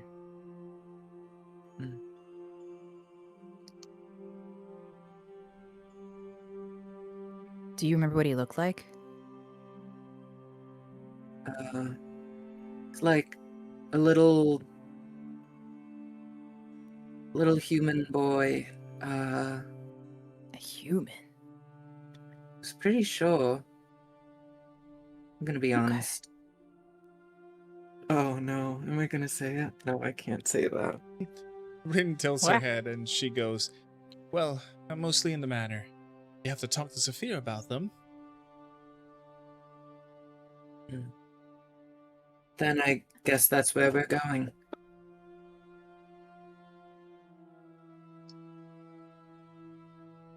Oh, speaking of, I should probably show you guys. The commission Oh. that we had. Yes, sir. I want to show you guys right now. Yeah, let me add it to the stream. Let's see. Oh, I think I know what this is gonna be. Of course you do. Already seen it. I already posted it in the thing. But I gotta show the Yeah. people on stream. Boom! That's huge. The funny thing is that the things that Ambrose just showed to everyone, Zephyr would have already seen because she's had looked into his mind. Yeah, she's already had a peep. But look at this! It's House Trishul! Right Ta-da! there! Looks so good.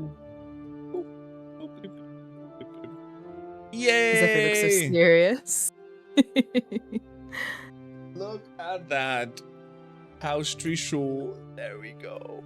Percival looks so much more scary than in my brain. In my brain, he was like this skinny monocled droid, kind of like C-3PO style. He Well, is this is combat normally. ready, so He is normally, but remember, Borealis does have his combat platings. So, Combat you know, Oh, this is combat mode. combat mode. But he normally is, as you said, very skinny, and it does kind of look like that, yes. Yeah. Yes, sir. That's so good. I love it. Greeny, can you link the artist in the chat if you don't mind? Please and thank you. They do some awesome art. They are very responsive, very cool. Very cool person. Yeah, if you like the style, go ahead and give them a freaking commission. There you go. Yeah. Alrighty. Not you guys too much. So with that being said, where are you guys staying for the night? Wait. Oh, I'm waiting. When is something to Okay. say? Rin has something to say. Okay. I'm waiting. Also, is there an opportunity to go to the kids tonight, or is that going to be a tomorrow thing? It's probably gonna be a tomorrow thing, because Okay. maybe once you get there, probably gonna be sleeping. It is nighttime after all, as they said. You guys took your time.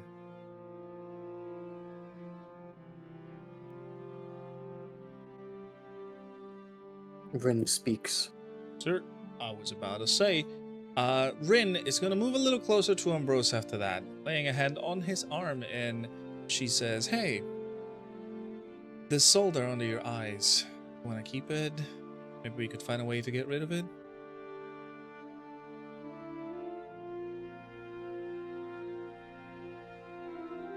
I will kind of like look over at Rin, and just like before, the hand will kind of go to the solder under the eyes and rub at them for a few moments, and I'll say, I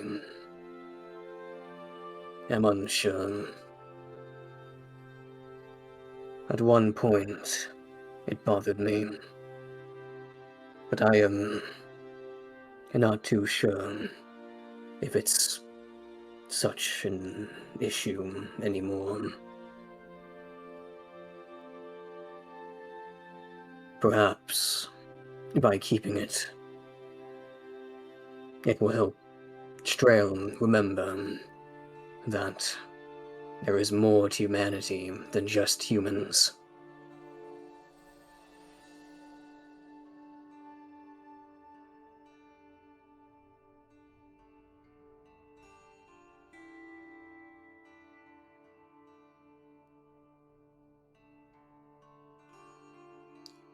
Rin nods at this and she says, I get you. Well, as long as you're happy, guy. Right. And I do look a little conflicted. It's not like there was zero hesitation in that, but still, the glowing lines along his skin maintain their moderate vibrance. They've been a bit duller than usual, considering what has been going on, but he does seem to at least maintain that idea for now. Perhaps in the future it might change, but for now, this is how he feels.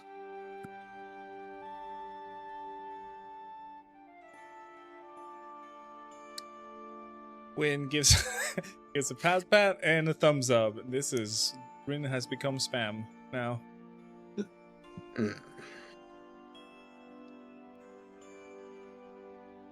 Let's see. In terms of where we're going, Yep. I will say Ambrose would probably prefer the manor. Okay. Just because that takes us away from random citizens bothering us. Okay. Well, I say bothering, more like Ambrose isn't really one to accept praise very well, so my vote is the manor. Because I assume the manor is probably fine now, since the House Trishul has been free of any suspicion. Mm-hmm. So that's where I vote to go for the night. What about the rest? Kipper's gonna go wherever Ambrose goes, and I'm pretty sure Rexmoa is still recovering in the manor. He would be at the Arcane Academy.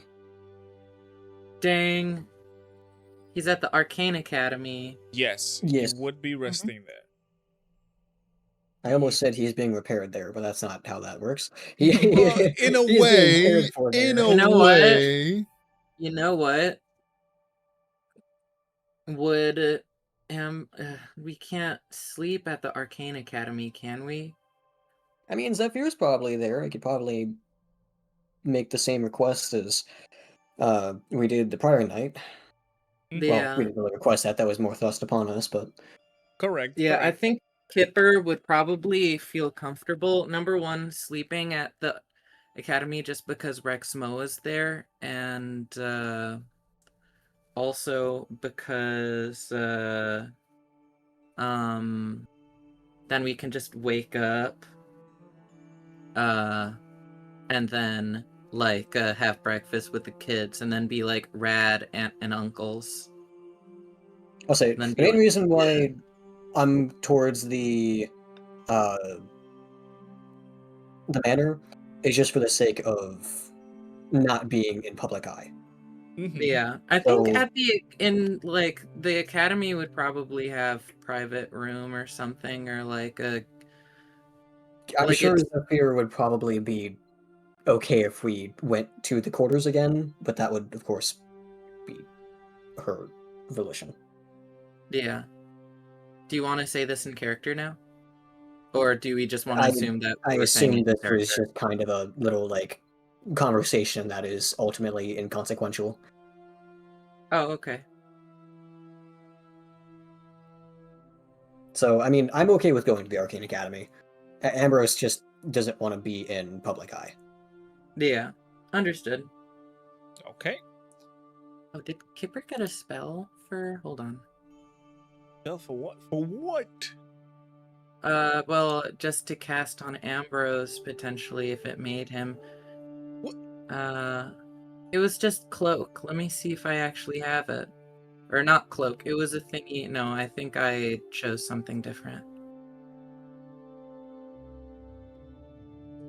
It's okay. What Greenie say? Considering Mina is there too. Taurin! Ports! Hello? Yeah. Port. Oh, are you okay? I was just waiting. Yeah. Okay, Greenie asking you questions.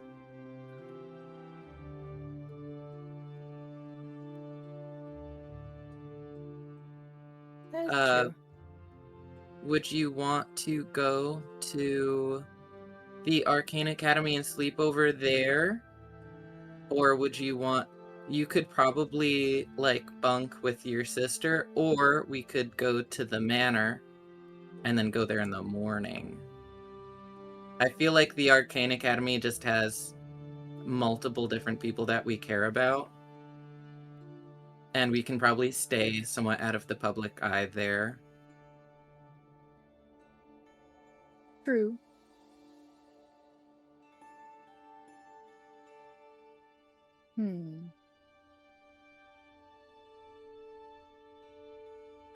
All hands who want go academy, say aye. If you don't want to go to the academy and we can The go to the manor, grunt. that's fine. I just want to, like, Like I said, Ambrose is okay with it because that would be, like, less public than, like, going to an inn or something. Yeah, Okay. basically, if it's associated with House Trishul, he's gonna be okay with it. Yeah. Okay. How you feel, Quartz? Lauren actually wouldn't want to be feeling like she wants to be inside the city at this point in time. Huh. So I think all of the places to she- sleep are in the city. would probably, I don't know, would that be an option? To go Camping outside out of the city? Camp outside? I mean, you could probably try and do that. If you want to. Yeah. But, yeah.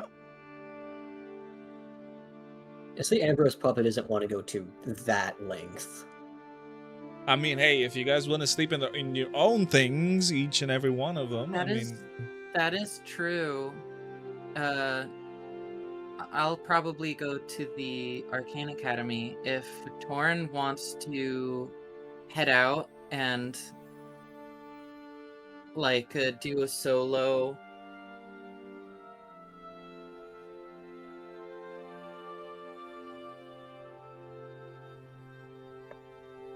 Do you want to do that? I mean, if that's an option that I can take Yeah. for Taurin, Yeah, 100%. Taurin would like to camp outside. She'd like to go get a little tent made, and she'd like to go camp outside the city for a change. Okay. Get away Yeah. from the city. Yeah, awesome. All right, so Taurin, you're gonna go outside. I'm gonna give everybody your thing. Kipper, where are you staying? I'm going to stay at the Arcane Academy. Probably in, like, Rexmoa is probably somewhat awake, so... Or at least probably waking up and then being like, nap time, going back to bed, up, and then, nap time, going back to bed. So Kipper doesn't necessarily need to sleep in the same room, because he's not, like, concerning him as much, but he'll probably at least sleep in a room near to Rexmoa. Okay. Yep, that's fair. All right, Kipper, you're going to the academy. Ambrose, what about yourself? Ambrose is fine with the academy, so if Kipper is going to go there, he will also go to the academy, but he will thank Rin for the offer. Okay. Awesome. All right, so Taurin, you're gonna go outside, and both of you are gonna go to the academy. We'll do the two of you first, real quick, because there's not much to say. You guys are able to get to the Arcane Academy. Everything is fine. Obviously, everybody's just like, cheering you on, trying to get a word or things like that. But eventually, the higher, I guess, ranking people in the academy would pull you away and take you over to Saphir, who is more than glad to give you a room.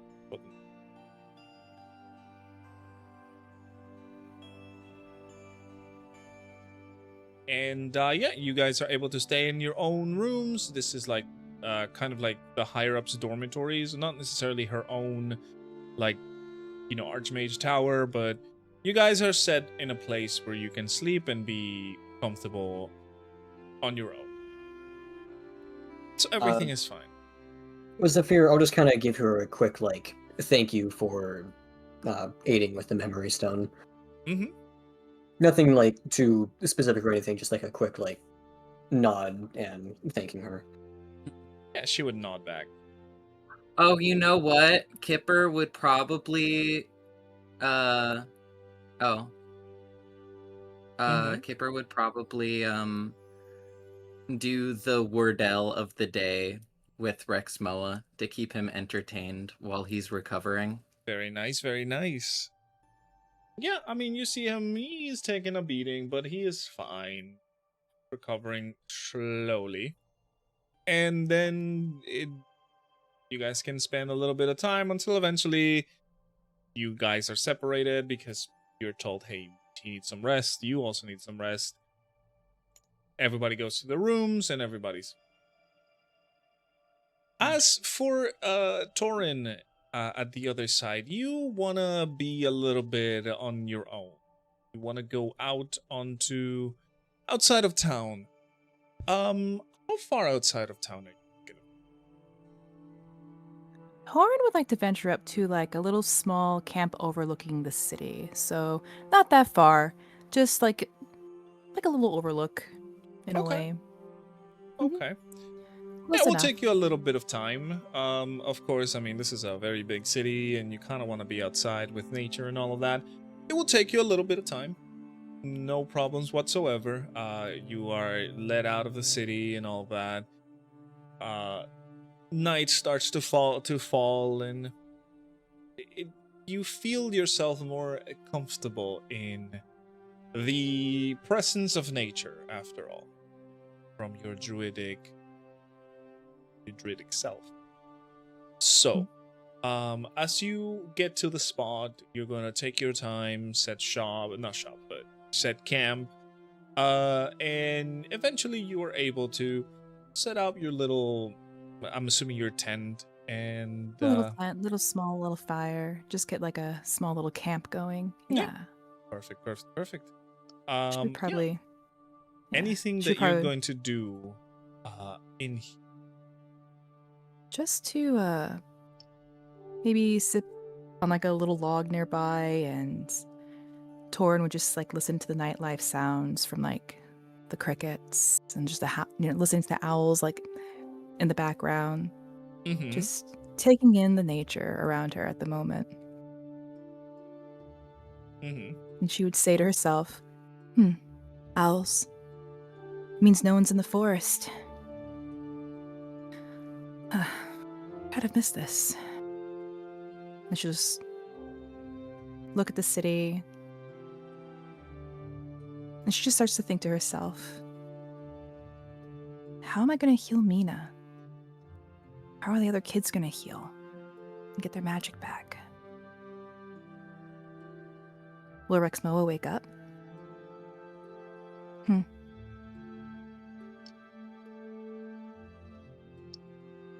And she'll just kind of be sitting there thinking a little bit longer before she goes and lays down for the night. Awesome, awesome, awesome.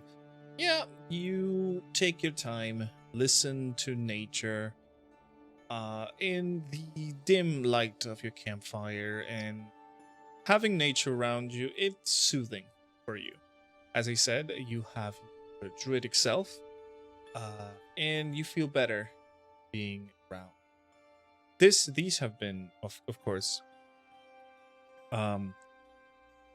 very stressful last few days because, well, I mean, a lot of stuff has happened, a lot of changes, a lot of big things, and, well, you feel like you need a rest and to commune with nature, of course, and you do.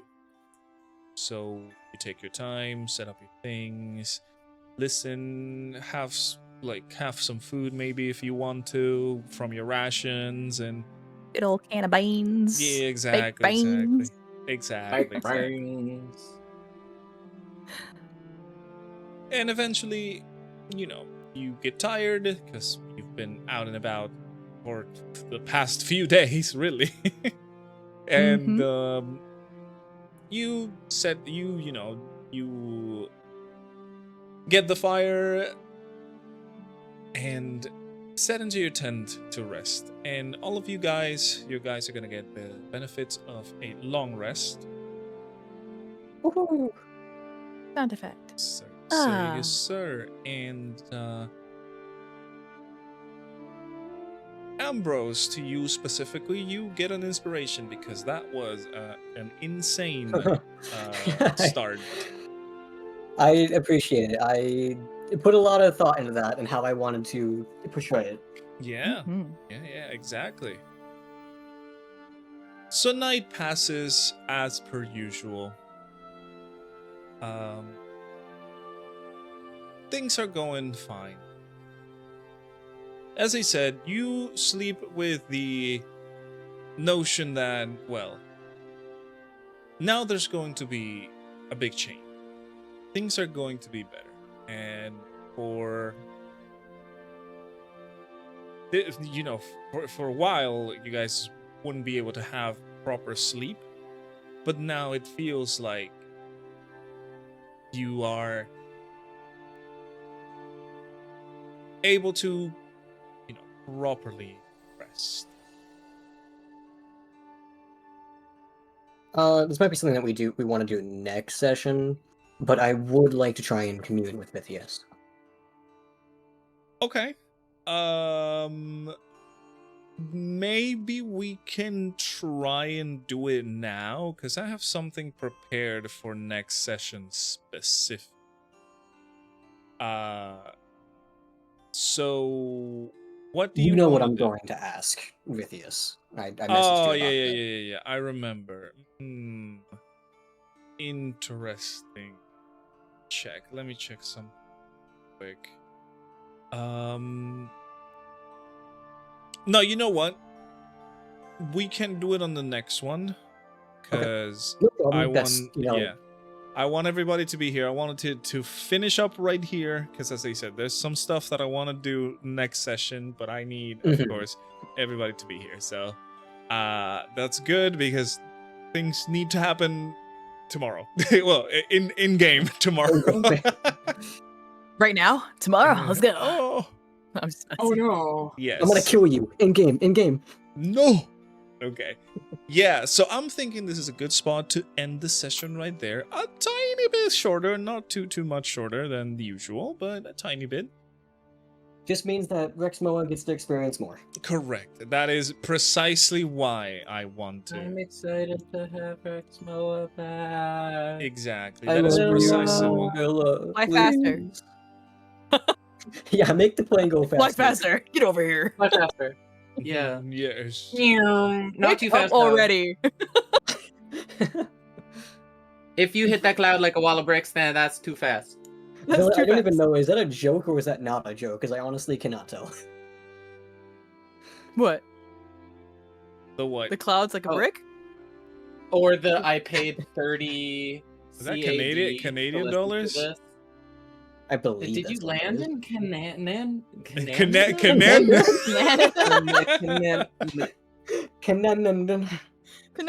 I've had a long day. All right. So we're gonna say goodbye to the people Oh my watching God. the VODs on the YouTube channel. And yeah, we are going to continue on the next session to see what is going to happen. Because I have some stuff prepared, but I need all of you to